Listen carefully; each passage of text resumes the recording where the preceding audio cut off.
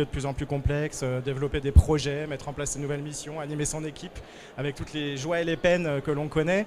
On s'est rendu compte assez vite que l'éco-responsabilité est également un enjeu sociétal de fond et voilà, est en train de devenir en tout cas un enjeu structurant pour les pharmacies et un enjeu de pérennité. Donc depuis plus de 2 ans, l'association travaille avec des groupes de pharmaciens sur ce sujet en pionnier, avec un peu plus de 70 pharmacies pionnières.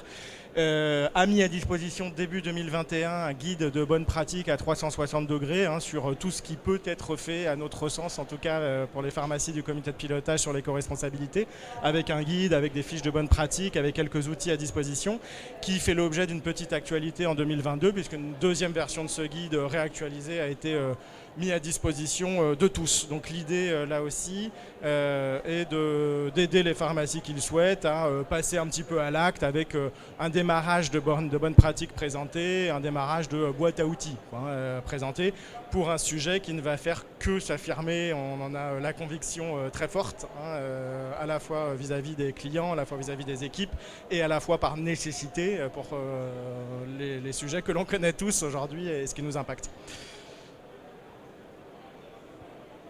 Est-ce que Laetitia, Alors, un mot quand même pour souligner une actualité importante de la profession. On s'est dit que c'était un enjeu structurant et de pérennité pour les pharmacies qui ont une grande chance aujourd'hui puisque le métier leur donne un démarrage et une étape de démarrage tout cuit.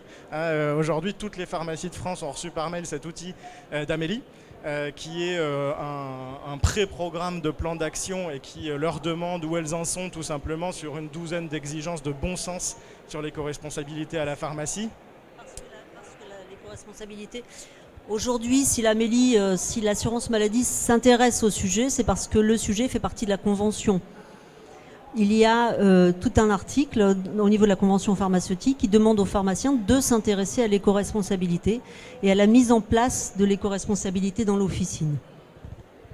Donc effectivement, merci. C'est une bonne pratique métier comme une autre. Et c'est important à retenir aujourd'hui. C'est en train de s'affirmer comme une bonne pratique qui fait partie du cœur de métier.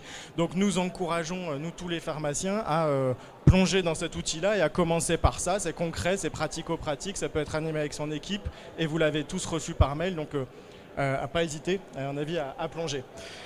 Pour mettre en perspective ces outils-là, de quelques retours d'expérience que nous avons, nous, Pharmasystème Qualité, en lien avec le groupe de pilotage, et ça a été le travail réalisé depuis maintenant 1 an et demi, d'essayer de donner de la chair à ces exigences-là, d'essayer de donner des grandeurs, des ordres de grandeur, des chiffres, des moyennes sur ce qui se passe en vrai dans les pharmacies au quotidien. Et de récapituler un petit peu quelques bonnes pratiques sur les principaux thèmes. Si on prend les énergies, qui sont un thème légèrement d'actualité, vous avez sous les yeux tout ce qui peut être... pardon ? Il n'y a pas en incrustation la question du questionnaire Amélie. Oui, alors... Hop, en lien avec les questions du questionnaire Amélie, mais retenons que tout reste à faire dans les pharmacies, que plus de la moitié des pharmacies ne font rien en termes de pilotage des consommations d'énergie avec leur équipe, qu'on le verra juste après, plus d'un tiers ne regardent même pas leur consommation. Alors ça a peut-être changé, c'est des données de 12-18 mois, ça a peut-être légèrement changé avec les factures et ce que l'on connaît tous. Gardons en tête qu'on a vu sur des groupes pilotes que les consommations à taille égale vont de 1 à 4 pour les mêmes tailles de pharmacie d'énergie, donc ça relève de réelles pratiques extrêmement différentes. Et que pour l'éclairage, par exemple, ce qui est évident et ce qui est une donnée d'entrée, tout le monde n'a pas basculé sa pharmacie en LED, tout simplement. Enfin, il y a énormément de démarches qui restent à faire et qui sont des choses concrètes pour avancer. L'éclairage, c'est 60% à peu près, jusqu'à 60% en tout cas des consommations d'électricité dans les pharmacies. Donc, tous les pas comptent, tous n'ont pas la même importance en impact environnemental, mais l'idée d'avancer par petits pas fait bien aussi partie de l'ADN de Pharmasystème Qualité, dans la qualité comme sur l'éco-responsabilité. quelques illustrations sur les études qui ont été réalisées par Pharmasystème Qualité auprès des groupes pilotes. Donc est-ce que vous regardez vos consommations d'énergie? Une large part, puisque plus d'un tiers répond non très clairement. Ça, c'est près de 400 pharmacies qui répondent. Et puis à droite, vous voyez les consommations d'électricité par tranche de chiffre d'affaires de pharmacie. On a essayé de récolter ce type de données et de les mettre à disposition des pharmacies, tout simplement pour pouvoir se positionner quand on démarre sa démarche et essayer en tant que pharmacien titulaire de comprendre d'où on part, quoi. Est-ce qu'on est à peu près dans les moyennes? Est-ce qu'on est 2 fois au-dessus, 3 fois en dessous? Et qu'est-ce qu'on peut essayer de prioriser comme effort? C'était l'idée, en tout cas, mis en avant. Deuxième illustration qu'on pourrait prendre en avant, en lien avec des exigences en haut à droite du plan d'action, Amélie, qui est évoqué sur la mise en place d'une politique d'achat responsable. Sur le fait à qui on achète concrètement. Est-ce qu'on achète local? Est-ce qu'on achète des produits qui ne sont pas suremballés, etc. Deux éléments pour, d'une part, se rappeler que c'est une formidable opportunité de continuer à entretenir l'expérience et à former ses collaborateurs sur des demandes d'expertise qui vont être de plus en plus fortes. Et ça, c'est quelque chose à ne pas séparer des enjeux environnementaux, sans doute, dans la pharmacie, d'arriver à s'assurer d'un niveau d'expertise suffisant pour l'ensemble de l'équipe, quitte à avoir des référents sur tel et tel sujet, mais qui seront à même de répondre aux clients qui demain seront eux-mêmes pas mal experts et qui aujourd'hui challenge parfois les équipes sur des thématiques produits. Tu me dis, Laetitia, quand tu veux. Oui. Il faut vraiment être certain qu'aujourd'hui, si vous vous affirmez éco-responsable, en tout cas si vous affichez votre engagement dans l'éco-responsabilité, vous deviendrez expert petit à petit, mais vous allez trouver derrière le comptoir des hyper-experts qui, eux, sont déjà plongés dans l'éco-responsabilité depuis longtemps. Donc il est important, lorsque vous décidez de vous engager dans une démarche éco-responsable, de vous former, mais en tout cas de faire monter en compétence 1 ou 2 personnes dans votre équipe. Et d'avoir une approche claire sur certains sujets qui font l'actualité en pharmacie, sur les produits, de ne pas subir aussi parfois son référencement et certaines gammes de produits. Un sujet qui est, alors juste en une ligne tout simple en bas, mais qui est central et de long terme, la maîtrise du stock profondeur-largeur. On peut dire tout ce qu'on veut, prendre le sujet par tous les sens qu'on veut. À un moment se pose la question du flux physique de ce qui rentre et de ce qui sort dans la pharmacie. Et bien entendu, les questions de profondeur et notamment et de largeur de stock. Est-ce qu'on a tous besoin d'avoir 5, 8, 12 réponses à la même indication en pharmacie? C'est évidemment une donnée d'entrée quand on parle d'éco-responsabilité à l'officine. Donc ça réinterroge le pharmacien sur sa gestion de stock au sens large et son référencement et l'approche qu'il veut aussi sur ce qu'il propose à ses clients, à ses patients. On le voit ici, tout reste à faire. Là encore, la politique d'achat tient compte de critères éco-responsables. Plus largement, la largeur et la profondeur de gamme restent maîtrisées, etc. Là, on interrogeait notre groupe pilote, donc a priori des combattants déjà, un peu sur le sujet, ou en tout cas qui ont un avis. Bon, on voit que c'est pas du tout évident, la réponse à droite, et que moins de la moitié disent « je suis à peu près au clair sur cette question-là ». Donc beaucoup reste à faire.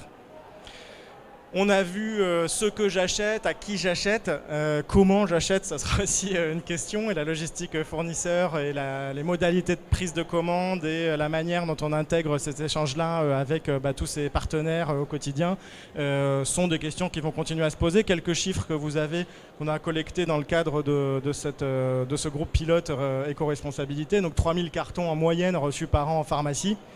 On s'est aperçu avec un peu de surprise que c'était un vrai problème, les cartons en pharmacie, en fonction de son environnement local et des possibilités de les récupérer. C'est parfois un vrai gros sujet.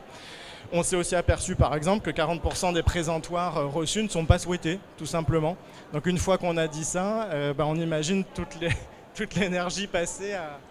L'aberration écologique d'un présentoir qu'on jette à la poubelle, qui a été conçu, donc il a fallu passer du temps, il a fallu passer des moyens, de l'énergie, du carton, du papier, des couleurs.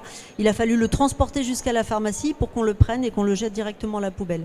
39% des présentoirs aujourd'hui ne sont pas souhaités à la pharmacie.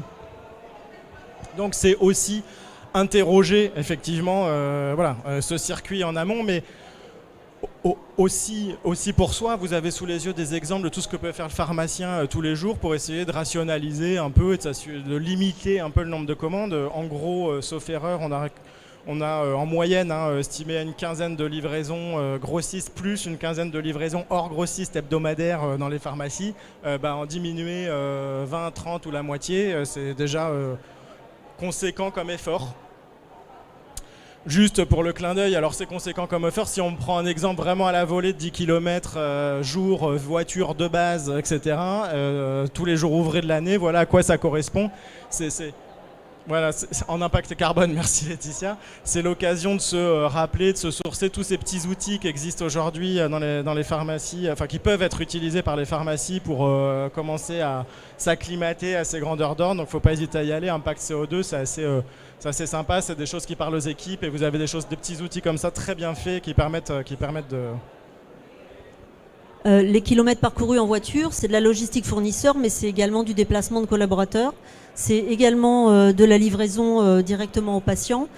Ça parle de même. Vous économisez 10 km par jour de voiture. 10 km, c'est 5 allées, 5 retours pour revenir à la pharmacie. Vous économisez 1412 litres d'eau en bouteille en termes d'impact sur l'environnement. C'est pas négligeable. Voilà, et puis, alors on a parlé de l'amont des déplacements. Un autre exemple d'illustration en lien avec ce qui est évoqué dans ce programme, Amélie, donc sensibilisation à la lutte contre le gaspillage en délivrant les justes quantités, mais qu'on peut élargir à ce qui est quand même le cœur de métier sur la dispensation du pharmacien, donc la manière dont il délivre juste, dont il délivre en prenant en compte pas plus que le besoin non plus. Donc promouvoir la dispensation responsable au sens très large, on a mis dispensation adaptée, des prescriptions, tout ça sont des démarches qui se développent beaucoup et qui nécessiteront de l'expertise et de s'y mettre réellement, c'est ce qu'on évoquait tout à l'heure, mais c'est des vrais chantiers de long terme. S'impliquer dans l'observance auprès des patients, donc on peut délivrer autant qu'avant, mais au moins autant s'assurer que tout ce que l'on délivre sera pris. Alors vous le savez, qu'il y a je crois 30-40% d'inobservance sur toutes les grosses pathologies qui sont... Oui, 40% d'observance sur des pathologies qui représentent des flux énormes. Donc tout reste à faire aussi sur ce sujet-là. Donc c'est quelque chose d'important et ça n'est que le démarrage sans doute de ces... On sait que le médicament pollue, le médicament soigne, le médicament guérit, mais le médicament pollue. Il pollue dès sa conception.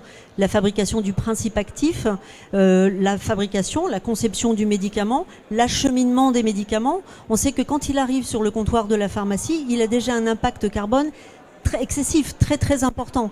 Donc il est primordial pour un pharmacien d'officine de s'assurer que ce médicament qui a tant coûté déjà à la planète pour arriver jusque-là puisse aller jusqu'au bout de sa mission, c'est-à-dire soigner le patient, faire en sorte que le patient qui même lorsqu'il l'aura absorbé va rejeter sur la planète, va rejeter des métabolites dans ses urines, dans ses selles, il va déjà, même s'il est utilisé, il va déjà continuer à polluer, mais si en plus il n'est pas utilisé, on a tout perdu.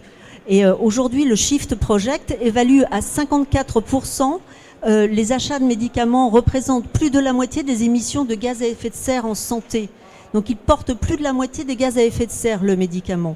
Donc, c'est le médicament, c'est notre métier. Donc, il est entièrement de notre responsabilité de faire en sorte que ce médicament soit bien pris dans les bonnes quantités, sur la bonne durée. Ça s'appelle l'observance.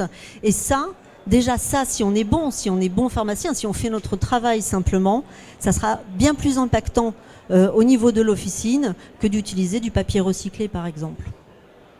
Voilà, et puis prendre toute sa part dès demain dans les nouvelles missions, dans la santé préventive, dans les TROD, dans l'accompagnement des patients, dans la prévention, c'est aussi travailler ça, c'est aussi éviter demain. Donc c'est une autre approche aussi de la santé qui évidemment... travaille ce point-là. Voilà sur les quelques points qu'on souhaitait vous présenter rapidement, mais pour se rappeler aussi que prendre en main pleinement l'éco-responsabilité à la pharmacie, c'est une vraie opportunité pour l'ensemble des pharmaciens et pour l'ensemble des officines. C'est évidemment diminuer ses impacts et essayer de faire plutôt partie de la solution que du problème autant que possible. C'est répondre à une vraie attente, on le sait, on l'a largement chiffré avec Pharma Système Qualité. Aujourd'hui, 90% des patients clients sont preneurs d'engagement éco-responsable.